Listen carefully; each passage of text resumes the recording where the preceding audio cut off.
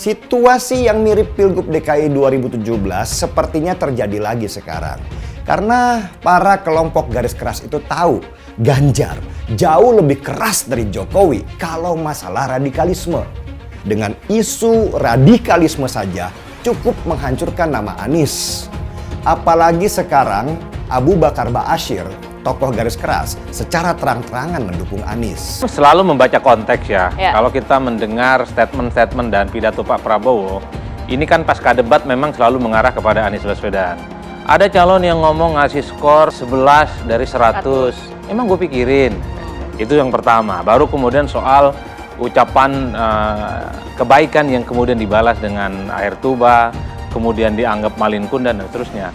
Bagi saya, Pak Prabowo hanya ingin menegaskan bahwa Anies bisa jadi gubernur tak lepas dan tak bukan hanya karena jasanya Pak Prabowo. Prabowo Subianto itu ingin mengatakan bahwa Anies itu adalah orang yang tak tahu terima kasih kepada Prabowo. Tak tahu terima kasih. Itulah yang disebut dengan air susu dibalas air tuba. Harus dipertegas itu buat Pak Anies. Kalau hal yang sudah lunas, jangan diungkit-ungkit lagi ini macam apa gitu. Dulu kau ku kasih ini, dulu kau ku kasih ini. Sorry gitu loh. Jangan cuman omon. Buat saya, Anies Baswedan ini benar-benar keterlaluan. Dia berulang kali menyampaikan kebohongan. Jadi bukan fakta keliru, tapi bohong. Dan semua dia tujukan untuk menjatuhkan Prabowo. Dia misalnya menuduh bahwa anggaran 700 triliun rupiah Kementerian Pertahanan digunakan untuk beli alutsista bekas. Pada saat separuh tentara kita tidak memiliki rumah dinas. Ini bohong banget. Pertama-tama, anggaran yang dimaksud Anies itu anggaran tahun berapa? Alokasi anggaran Kemenhan tahun lalu misalnya hanyalah sekitar 134 triliun rupiah. Jadi jauh banget dari angka 700 triliun rupiah yang disebut Anies. Ya, sengaja dengan mengutip, saya hanya mengulang kata-kata Pak Jokowi di masa lalu. Pak Jokowi dulu nggak tahu persis hartanya Pak Prabowo. Tapi hari ini, negara tahu persis hartanya Pak Prabowo karena dia pejabat negara. Ada laporan kekayaannya dan itu bisa diperiksa. Dan Mas Anies dengan sengaja menginsinuasi Pak Prabowo demi menghasut prajurit. Prajurit, itu Menteri Pertahanan Anda sekarang punya tanah sekian hektar, sementara Anda nggak punya rumah. Itu yang disebut oleh Pak Prabowo ingin menghasut. Kalaupun ada keluarga Pak Prabowo yang punya penguasaan lahan yang luas, tapi itu kan HGU, hak guna usaha di Kalimantan misalnya. Itu kan untuk jadi perkebunan mungkin. Ada yang jadi pertambangan mungkin. Emang kebun bisa dijadikan perumahan prajurit kan nggak bisa. Jadi terang-terang ini buat menghasut. Kita semua menyaksikan Pak Anies dalam 2 debat sangat agresif melakukan serangan ke Pak Prabowo dengan berbagai cara mulai dari kebohongan sampai fitnah. Pokoknya Pak Anies itu totalitas banget untuk menjatuhkan nama Pak Prabowo di depan seluruh masyarakat Indonesia. Dalam debat itu ada banyak kebohongan dan fitnah dari apa yang disampaikan oleh Pak Anies. Kita semua udah tahu itu. Tapi yang buat saya heran adalah mengapa Pak Anies bisa ya terpikir untuk menggunakan cara-cara kotor kayak gitu. Kalau Pak Anies dari awal sudah tahu bahwa Pak Prabowo seburuk yang selalu Pak Anies gambarkan, kenapa juga Pak Anies minta tolong dan dukungan ke orang yang hari ini Pak Anies selalu jatuhkan? Saya jadi berpikir, mungkin buat seorang Anies Baswedan, baik dan buruk itu hanya soal kepentingan aja. Kalau Pak Prabowo Menteri Pertahanan rate-nya 11 dari 100, itu kalau berarti kan antara dari 1,1/10 ya, kecil sekali loh itu Pak. Kira-kira nih berapa rate seorang menteri yang dipecat? Yang disampaikan oleh Mas Anies itu kebohongan, itu fitnah, sumbernya tidak jelas, bohong dan sebagainya. Saya lanjut ke Pak Anies dan ini paling banyak bohongnya, paling banyak bohongnya. Ini bengis sekali ini pernyataan, bengis dan jahat. Hanya untuk tujuan menjatuhkan Pak Prabowo, kemudian menggunakan data palsu dan bohong. Dan publik itu sudah mendengarkan pernyataan bohong itu. Dan sebagian publik itu sudah mengkonsumsi pernyataan bohong itu. Dan itu berbahaya.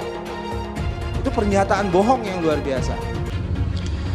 Saya lupa bilang, walau terlambat, mau mengucapkan terima kasih kepada Pak Prabowo Subianto, di mana Pak Prabowo pernah menggadaikan tanah pribadinya untuk mengusung dan membantu Pak Anies jadi gubernur.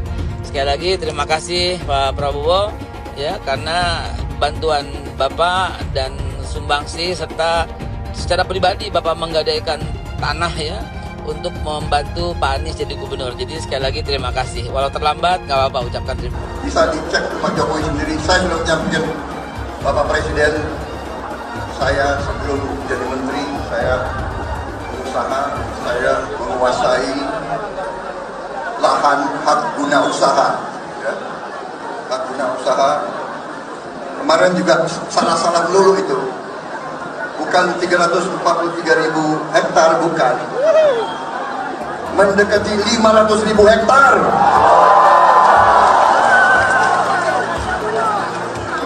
Dia mau ejek, mau menghasut. Dia mau bikin rakyat benci sama saya. Padahal Pak Jokowi ada saya di istana 2,5 tahun yang lalu. Saya sudah serahkan tanah itu kepada negara. Saya sampaikan ke Bapak Presiden, kalau lahan ini dibutuhkan untuk lumbung pangan bangsa Indonesia, pakai lahan HGU saya, gunakan, saya siap. Bapak Presiden menyampaikan, Bapak punya lahan lebih dari 340.000 hektar, sementara TNI prajurit kita selebih dari separuh tidak punya rumah dinas. Itu fakta, tidak perlu dibicarakan secara tertutup. Itu kekurangan yang harus kita perbaiki. Dan ketika tadi Bapak mengatakan Bapak akan meningkatkan kesejahteraan, Pak, Bapak ini sudah Menhan selama 4 tahun, hampir 5 tahun, bukan calon Menhan. Jadi harusnya menunjukkan inilah yang sudah saya kerjakan, bukan mengatakan apa yang akan dilakukan. Nah, saya menyampaikan bila saya ditugasi maka kenaikan gaji dilakukan tiap tahun. Maka perumahan prajurit TNI dipastikan dibangun sehingga mereka tidak perlu ngekos, tidak perlu mereka sewa, dan mereka bisa tenang. Mereka diminta mempertahankan setiap jengkal, tapi kita tidak memberikan tempat tinggal bagi mereka berdinas. Itu tidak benar, itu harus dikoreksi. Mungkin ada yang asal bicara tanpa data, ya kan? Mungkin didorong oleh ambisi yang menggebu-gebu sehingga tidak objektif. Saudara-saudara sekalian, saya sebagai Menteri Pertahanan berpegang kepada doktrin, kepada strategi nasional, dan semuanya adalah atas dasar kepentingan bangsa dan rakyat Indonesia, dan saya mampu mempertanggungjawabkan, dan saya berkeyakinan hanya dengan pertahanan yang kuat kita akan dihormati, kita akan menjaga kepentingan nasional kita. Tanpa kekuatan militer, sejarah peradaban manusia mengajarkan bahwa bangsa itu akan dilindas seperti di Gaza sekarang ini. Akan diambil kekayaannya, akan diusir dari tanah airnya. Tidak bisa tidak, kita harus kuat. Kita harus kuat. Terima kasih. Cerita itu cerita, omon, ya. Tak bisa. Jadi tidak hanya omon. Kerjanya omon saja, nggak bisa. Tidak bisa. Sekali lagi Gus, mohon maaf, IKN ini bukan hanya membangun bangunan pemerintah, tapi juga sebagai simbol pemerataan pembangunan di Indonesia. Mungkin nanti setelah pulang dari debat bisa di Google, sudah banyak yang masuk namanya pada Agung Sedayu. Dan nanti akan tambah lagi mungkin setelah Pilpres, karena mereka akan pasti akan wait and see, melihat stabilitas politik di Indonesia. Saya itu tanya tips and triknya agar investasi ataupun proyek-proyek besar bisa di sana. Sebab saya lihat itu ada 32 proyek pemerintahan pusat, ada juga berbagai program-program yang luar biasa, patut kita banggakan. Dibandingkan dengan misalnya Kota Madiun yang hanya 11%, Cirebon hanya 7%, Tasikmalaya. Kita ingin triknya apa? Sehingga akses pendanaan pembangunan itu bisa bersifat adil dan merata. Kalau kita jadi pemerintah pusat nanti, tugas kita adalah membagi secara adil seluruh proyek-proyek nasional kita. Jumlah proyek, jumlah anggaran yang digelontorkan ke Solo sebelum saya jadi wali kota itu lebih besar. Saya tahulah ini arah pertanyaannya kemana. Tapi yang jelas ini Gus, apa yang sudah dibangun, yang kita lihat bukan bangunan fisiknya saja, tapi kita lihat impact-nya ke warga. Bangun masjid menggunakan CSR dari Abu Dhabi. Impact-nya apa? UMKM kita sekarang melesat, wisata kita melesat. Kemarin waktu Idul Fitri, kunjungan wisatawan ke Solo melebihi Jogja. Itu impact-nya. Kita juga harus berkolaborasi. Tidak semuanya pakai APBN. Ada yang pakai APBN plus APBD plus dibantu. Saya sering dibantu Pak Ganjar, gubernur saya. Ini kolaborasi. Kita punya kebun binatang Solo Safari, tidak pakai APBN. Masjid tidak pakai APBN. Tapi impact-nya apa? Impact-nya ke masyarakat. Jadi yang kita lihat ini Gus, tidak perlu tendensius seperti itu. Kita lihat impact-nya ke warga seperti apa. UMKM meningkat, kesejahteraan meningkat, lapangan pekerjaan terbuka. Itu yang kita lihat Gus. Jadi tidak melihat, oh ini dia anak emaskan. Enggak. Pemerataan pembangunan itu sudah terjadi di mana-mana, bukan hanya di Solo. Dan itu fakta loh Gus. Proyek di Solo sebelum saya menjabat itu lebih banyak. Fakta itu. Terima kasih. Seluruh proyek-proyek besar yang ambisius, ini IKN sebagai salah satu contoh saja, itu kalau hanya mengandalkan APBN hampir 500 triliun. Saya ingat sekali Gus Muhaimin dulu sempat ikut meresmikan dan potong tumpeng di IKN. Ini gimana? Ini nggak konsisten. Dulu dukung, sekarang nggak dukung karena menjadi wakilnya Pak Anies yang mengusung tema perubahan. Sekali lagi Gus, mohon maaf, IKN ini bukan hanya membangun bangunan pemerintah, tapi juga sebagai simbol pemerataan pembangunan di Indonesia, sebagai simbol transformasi pembangunan di Indonesia. Kami memiliki satu tekad bahwa di dalam pemerintahan yang akan datang minimal harus dibangun 40 kota baru yang selevel dengan Jakarta. Gus Muhaimin ini agak aneh ya, pengen bangun kota selevel Jakarta tapi nggak setuju sama IKN. Saya barusan dari IKN. Mas Anies, dengan berbagai kondisi yang ada di Jakarta, apa pendapat Mas Anies ketika kemudian Indonesia sentris itu ingin dibangun, mimpi besar anak bangsa sejak presiden sebelumnya ingin dibangun untuk memindahkan ibu kota dari Jakarta ke IKN? IKN hanya membangun tempat untuk aparat sipil negara bekerja, bukan untuk rakyat. Jadi jangan kita meniru pemerintah Belanda. Mereka punya kota tua, ketika kota tua turun permukaan mereka pindah ke selatan, bikin di sekitar Monas, ditinggalkan, masalah tidak diselesaikan. Kita harus menghadapi masalah dengan menyelesaikan. Apakah boleh saya simpulkan kalau begitu Mas Anies dalam posisi yang oposisi terhadap beberapa kebijakan termasuk IKN menolak IKN dilanjutkan? Saat bicara tentang ibu kota baru kita, banyak orang bilang ngapain keluarin 470 triliun buat IKN, mending dibagi-bagiin ke orang miskin. Itu pola pikir yang sempit, yang cuma mikirin solusi sementara. Kepadatan penduduk, populasi yang membludak, polusi yang semakin parah, itu semua jadi permasalahan yang harus dipikirkan solusi jangka panjangnya. Dan IKN adalah solusi tersebut. IKN dibangun untuk menyelesaikan permasalahan yang sekarang sekaligus mencegah permasalahan yang mungkin akan datang di masa depan. Kesejahteraan masyarakat Indonesia harus menjadi prioritas utama. Milih Anies dan Imin setidaknya sudah menyelamatkan Indonesia dari kehancuran. Gus Dur saja dikudetanya, apalagi rakyat. Yang satu memang jago kata-kata, jago beretorika, nggak kelawan kalau soal kata-kata.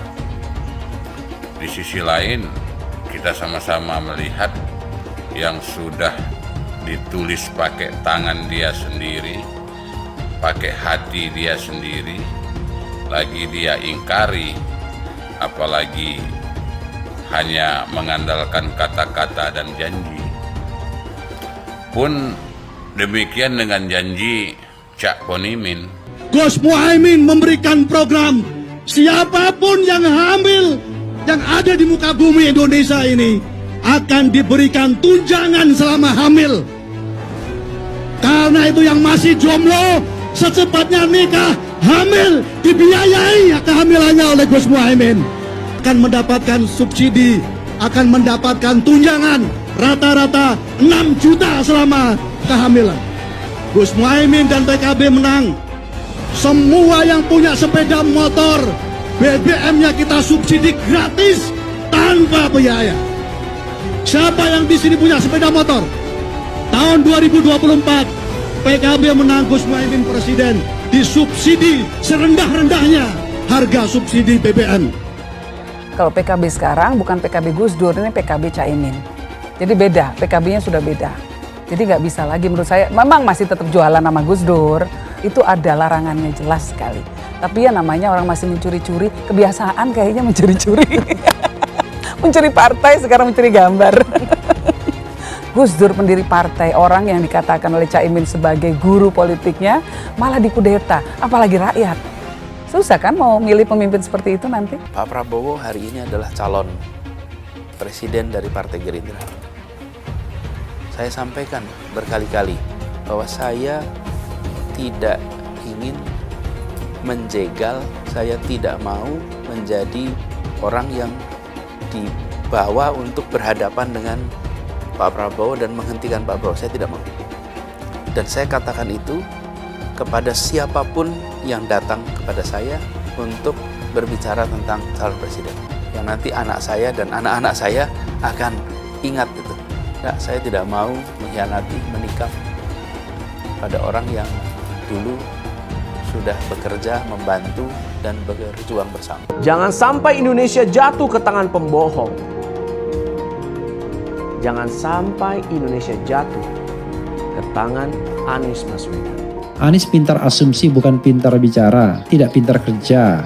DKI Jakarta sudah menjadi parameter Anies tidak pantas jadi presiden. Saya mensyukuri kenapa kalah, kenapa ditahan. Saya bersyukur atas itu semua. Saya coba bayangkan ya, kalau seandainya waktu itu kita menang gitu ya, hari ini belum tentu kita bisa nikmati seperti ini. Kita bersyukur 5 tahun Tuhan izinkan kasih ke orang yang pintar ngomong untuk kerja. Coba kalau kita bayangkan gitu ya, kalau kemarin saya masih jadi gubernur, ini saya udah turun ini. Tapi yang pintar ngomong itu dikira orang hebat kan? Ini lebih berbahaya tahun 2024, langsung ketahuan karakternya.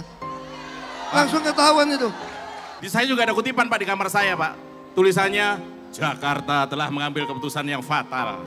Bilang dihalang-halangi, Anies masih sering bikin acara di sana-sini. Bebas pula. Duh, nggak capek apa ngibulin rakyat mulu, Pak? Nah, yang gue pertanyakan nih, Anies itu kampanye di mana-mana sering naik pesawat jet. Nah, pesawat jet biaya sewanya dari mana, Pak? Atau itu pesawat jetnya siapa, Pak? Coba jujur deh.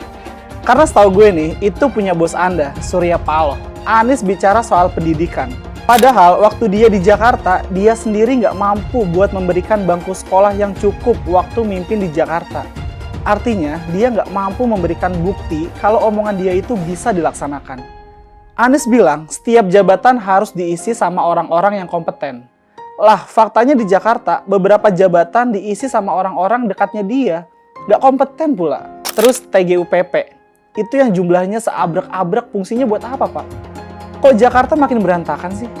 Sekali lagi, Anies nggak bisa membuktikan omongannya. Anies bilang dia akan membuka lapangan kerja. Yang dulu janjinya 200.000 lapangan kerja, ternyata cuma ngomong kosong, alias cuma janji palsu. Soal pembangunan yang berkelanjutan. Dia bilang di Jakarta dia udah meneruskan yang udah baik. Lu jangan percaya ya, itu ngibul. Faktanya nggak seperti itu loh. Belum lagi nih, program penanggulangan banjir. Jadi di daerah Jakarta itu ada daerah yang sebelumnya udah bebas banjir. Pas Anies mimpin, kok bisa-bisanya daerah itu banjir lagi? Gimana nggak banjir kalau kalinya udah nggak pernah dikeruk sama dibersihin, Pak? Kalau soal Jakarta, gue bisa bicara banyak deh. Jadi gue saksi bobroknya kepemimpinan Anies di Jakarta. Dan gue bisa pastiin, omongan manisnya Anies soal apa yang dia lakukan waktu mimpin Jakarta itu banyak ngibulnya. DKI yang kita harapkan, Anies Baswedan yang begitu jelas Islamnya, 4 tahun 8 bulan jadi gubernur. Mana peraturan pergub saja yang melarang migrasi? Mana? perda Islam apalagi, yang akhirnya tidak berani juga menegakkan hukum Islam. Banjir tetap banjir, macet tetap macet, kriminalitas Jakarta. Anda tahu, 2 menit sekali terjadi pencurian. Sekarang orang sedang euforia, dia mau dicapreskan. Bagaimana umat terjebak lagi, bodoh lagi, masuk lagi. Kalau misalnya memang Anies itu mau maju dan dia tekad mau menegakkan hukum Islam dan menyatakan perlawanan, saya peduli. Tapi dia tidak lakukan itu. Bapak politik identitas Indonesia Anies Baswedan, Bapak intoleransi Indonesia Anies Baswedan. Jangan lupakan, jangan terlena, jangan sampai dia pecahkan kita dengan dagangan ayat dan mayatnya. Air itu turun dari langit, turunnya ke atap rumah langsung sumur bor, bukan ke sungai dan ke laut. Jangan hanya konsentrasi pada pembangunan benda-benda mati yang indah difoto dan bisa ditunjukkan dalam 5 tahun hasilnya. Kalau kita mau menilai sebuah janji, maka lihat janjinya atau lihat kenyataannya. Dulu janjinya apa ya? Dan ini aneh, betul-betul aneh. Ini bukan kampanye, tapi saya sampaikan sini. Di satu sisi menyiapkan jalur-jalur air untuk dikirim ke laut, di sisi lain di lautnya dipasang dengan pulau reklamasi, tinggal tunggu waktu jadi rob, air balik. Dan ini melawan sunatullah. Kenapa? Air itu turun dari langit ke bumi, bukan ke laut. Harusnya dimasukkan ke dalam bumi, masukkan tanah. Di seluruh dunia air jatuh itu dimasukkan ke tanah, bukan dialirkan pakai gorong-gorong raksasa ke laut. Jakarta telah mengambil keputusan yang fatal. Bukan banjir, itu memang parkir air. Bukan banjir, itu memang parkir air. Masyarakat berkeliling dengan membawa toa untuk memberitahu semuanya, termasuk sirine. iPhone 82 miliar. Apa alat transportasi yang dimiliki oleh hampir setiap orang? Alat transportasi yang dimiliki semua orang adalah kaki. Kalau seandainya orang Jakarta percaya Pak Anies jadi gubernur pun, saya berani jamin kok dia akan lakukan normalisasi yang sama seperti saya lakukan kok. Nggak usah bohong lah. Jadi ketika air sampai di muara, maka siap untuk dipompa ke laut.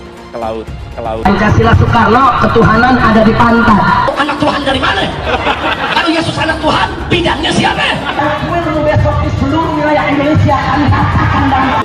Iblis hanya menggoda orang yang beriman. Makanya jarang-jarang orang kafir kerasukan setan. Yang kerasukan setan itu orang baik-baik. Jarang, saya belum pernah nengok Cina kerasukan setan. Pernah tak Ahok itu kerasukan setan?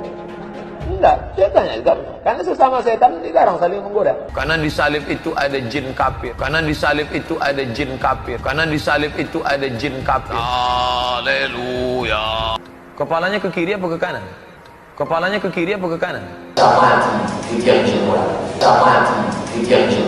Tetap percaya salib itu lambang mulia, bukan jin.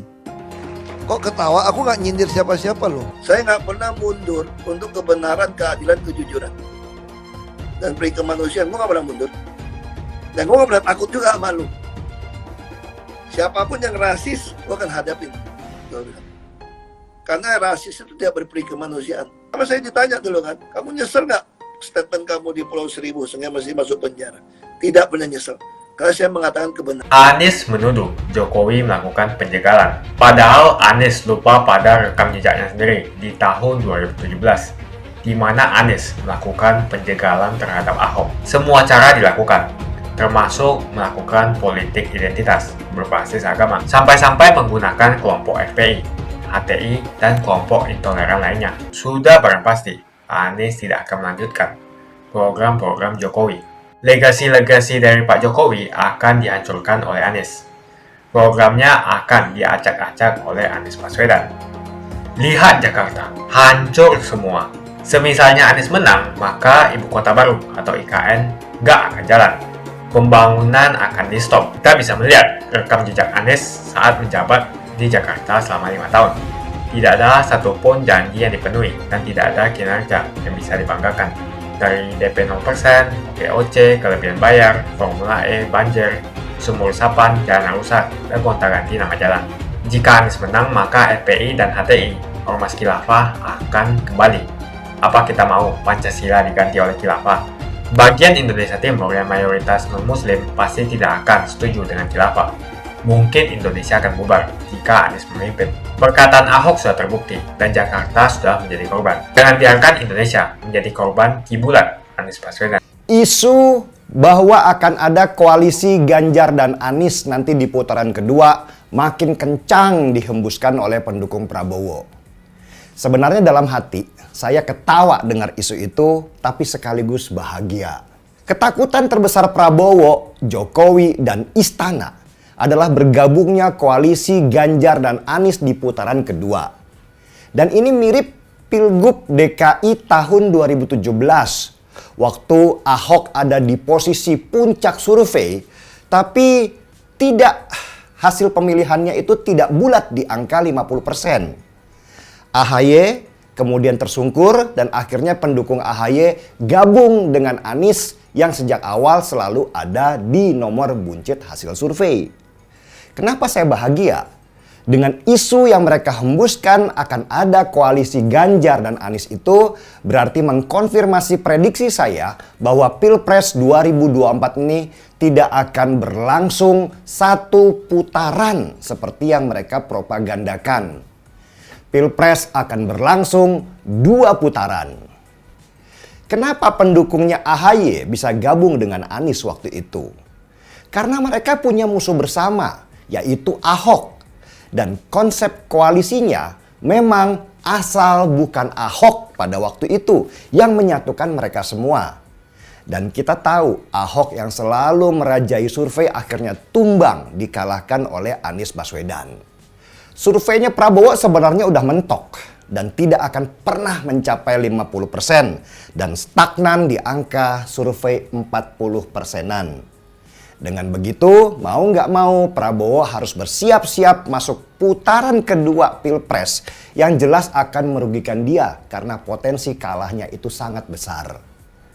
Situasi yang mirip Pilgub DKI 2017 sepertinya terjadi lagi sekarang. Jadi dejavu saya. Tagar asal bukan Prabowo itu berkumandang menyatukan banyak orang. Sebenarnya sih menurut saya yang menyatukan banyak orang antara pendukung 01 dan 03 itu justru bukan karena ingin melawan Prabowo, tetapi ingin melawan Jokowi. Dan semakin berbahaya jika kelompok agamis yang sebelumnya mendukung Anies akan gabung juga ke Ganjar. Karena sejak dulu, sejak Pilpres 2014 dan 2019, mereka ini memang bukan pendukung Prabowo, tetapi para pembenci Jokowi. Ganjar akan dapat keuntungan besar jika masuk putaran kedua, persis seperti yang didapatkan oleh Anies di Pilgub 2017.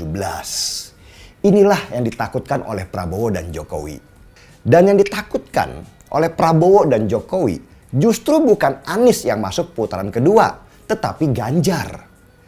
Kenapa mereka takut kalau Ganjar masuk putaran kedua? Karena karakter pendukung Ganjar dengan pendukung Prabowo yang sekarang banyak diisi oleh pendukung Jokowi itu sama-sama nasionalis. Dan ini berbahaya buat Prabowo karena akan terjadi pembelahan pendukung yang sangat besar di kedua paslon. Ketidaknetralan Jokowi sebagai presiden yang mulai dia tunjukkan saat Mahkamah Konstitusi dimainkan membuat banyak orang semakin muak. Apalagi semakin kesini pemerintah semakin terlihat berpihak lewat pembagian bansos, pengerahan aparat, pemanggilan kepala desa, dan banyak lagi cerita. Posisi Gibran sebagai anak Jokowi itu yang dulu diharapkan mendongkrak suara Prabowo justru menjadi bandul pemberat sehingga suara Prabowo nggak naik-naik seperti yang diharapkan. Ini memang permainan atau operasi intelijen untuk mengoyak pendukung Ganjar dan berpindah ke Prabowo. Sebenarnya, para pendukung Anies ketika mereka tidak lolos putaran kedua sudah pasti atau otomatis akan dukung Ganjar, kecuali yang garis-garis keras itu. Kenapa? Ya meski mereka juga tidak suka dengan Ganjar, tapi mereka lebih tidak suka dengan Jokowi yang mereka anggap menghancurkan harapan mereka dengan intimidasi, persekusi yang mereka tuduhkan ke Jokowi yang sejak awal ingin menjegal Anies. Karena itulah mulai sekarang dihembuskan isu ketakutan akan adanya koalisi Ganjar dan Anies. Supaya pendukung Ganjar yang nasionalis akan menyeberang ke Prabowo karena tidak suka dengan Anies. Sedangkan kalau Anies yang masuk putaran kedua melawan Prabowo, kerja mereka akan enteng. Karena para pemilih Ganjar yang dulu milih Jokowi, sebagian besar bisa saja akan milih ke Prabowo karena takut Anies menang. Sebab di belakangnya ada kelompok agamis. Dengan isu radikalisme saja cukup menghancurkan nama Anies. Apalagi sekarang Abu Bakar Ba'asyir, tokoh garis keras, secara terang-terangan mendukung Anies. Apalagi sejak debat ketiga, Prabowo terlihat memusuhi Anies. Makin kuatlah tekad para pendukung Anies untuk menjatuhkan Prabowo di putaran kedua. Oh ya, yang dimaksud pendukung Anies akan pindah mendukung Ganjar itu bukan yang PKS, 212, FPI atau HTI ya.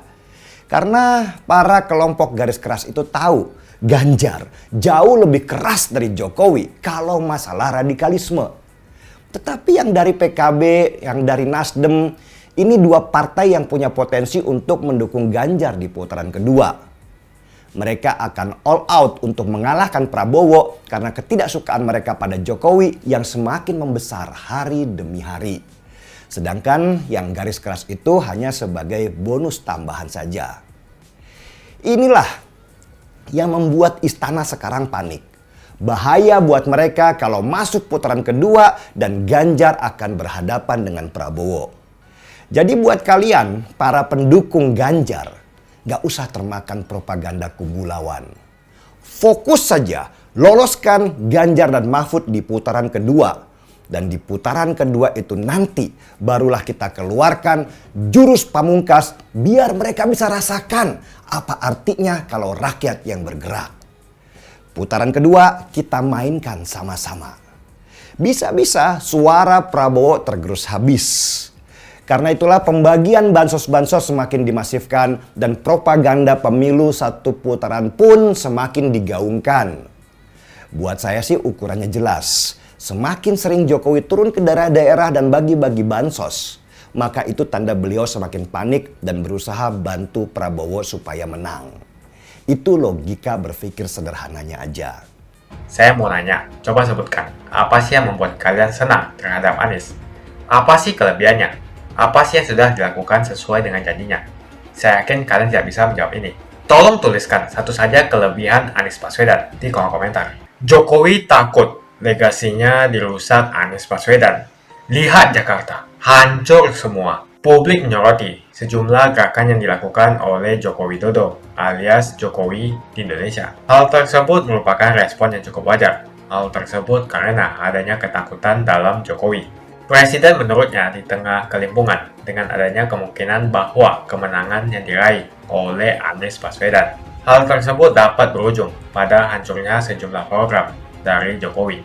Hal tersebut jelas terjadi karena penerus kekuasaan kepala negara bukan dari kelompok Pak Jokowi. Lihat saja misalnya di Jakarta. Anies menghancurkan semuanya. Legasi-legasi dari Pak Jokowi akan dihancurkan oleh Anies. Programnya akan diacak-acak oleh Anies Baswedan. Wajar-wajar saja jika Jokowi dalam pusaran ketakutan ketika masa kekuasaan berakhir di tahun 2024. Sudah barang pasti, Anies tidak akan melanjutkan program-program Jokowi. Semisalnya Anies menang, maka Ibu Kota Baru atau IKN nggak akan jalan. Pembangunan akan di-stop. Legasi-legasi Jokowi akan hancur. Anies menuduh Jokowi melakukan penjagalan. Padahal Anies lupa pada rekam jejaknya sendiri di tahun 2017, di mana Anies melakukan penjagalan terhadap Ahok. Semua cara dilakukan, termasuk melakukan politik identitas berbasis agama, sampai-sampai menggunakan kelompok FPI, HTI, dan kelompok intoleran lainnya. Anies Baswedan sampai nekat berkoalisi dengan ormas preman berjubah agama. Di tahun 2024, Anies Baswedan akan kembali menggunakan strategi di tahun 2017. Kelakuan-kelakuan relawan Anies yang menjalankan strategi ini masih pakai pola yang lama. Pola yang lama berupa membangun opini negatif terhadap pemerintah dan Komisi Pemilihan Umum. Curangan Anies lainnya adalah melakukan kampanye sebelum waktunya, di mana dia mengganti namanya menjadi head start untuk membingungkan publik. atau kecurangan Anies Baswedan yang menggunakan jet pribadi saat kampanye di mana-mana. Berapa kecurangan dari biaya kampanye yang menggunakan jet pribadi? Apakah ini datang dari korupsi BTS yang dilakukan oleh Menkominfo dari Partai Nasdem? Tak main-main kecurangan maling atau korupsi yang dilakukan oleh Johnny G. Plate adalah sebesar 8 triliun rupiah. Suka tidak suka, senang tidak senang, sadar atau tidak sadar, pola Anies Baswedan ini sudah basi. Nampaknya para relawan Anies sudah tak punya cara atau metode lain dalam berkampanye, sehingga memainkan strategi play victim. Memang basi sih strategi ini, tapi sangat terbukti ampuh, apalagi jika ditambahkan dengan jualan isu agama. Tampaknya sih sulit menjual isu agama, karena ketiga bakal calon mempunyai agama yang sama. Ataukah mereka akan bikin heboh lagi dengan menyebarkan hoax bahwa Ganjar akan diisukan sebagai seorang yang beragama kafir? Atau mungkin mereka akan membuat hoax bahwa Ganjar adalah anak PKI, ataukah Ganjar Pranowo adalah keturunan non-muslim? Kita bisa melihat rekam jejak Anies saat menjabat di Jakarta selama 5 tahun. Tidak ada satupun janji yang dipenuhi dan tidak ada kinerja yang bisa dibanggakan. Dari DP 0%, OKOC, kelebihan bayar, Formula E, banjir, sumur resapan, jalan rusak, dan gonta-ganti nama jalan. Diketahui Anies pun masih berhutang 100 miliar kepada Sandiaga Uno, dan sampai saat ini belum dibayarkan. Untuk jadi gubernur saja, Anies sampai berhutang 100 miliar kepada Sandiaga Uno, dan belum dibayarkan. Apalagi jadi presiden, berapa triliun yang akan Anies hutangkan? Dan bagaimana Anies bisa membayar utang triliunan itu? Apakah Indonesia siap untuk dijual? Jika Anies menang, maka FPI dan HTI, Ormas Khilafah, akan kembali. Apa kita mau Pancasila diganti oleh Khilafah? Bagian Indonesia Timur yang mayoritas non-muslim pasti tidak akan setuju dengan Khilafah. Mungkin Indonesia akan bubar jika Anies memimpin. Perkataan Ahok sudah terbukti dan Jakarta sudah menjadi korban. Jangan biarkan Indonesia menjadi korban kibulan Anies Baswedan. Begitu saja opini saya tentang Anies Baswedan. Bagaimana opini kalian? Tuliskan di kolom komentar. Pastikan kalian semua menekan like di video ini. Dan jangan lupa bagikan video ini ke teman dan family Anda supaya mereka semua mengetahui tentang informasi ini. Tekan tombol subscribe dan bunyikan lonceng notifikasi supaya kamu tidak ketinggalan.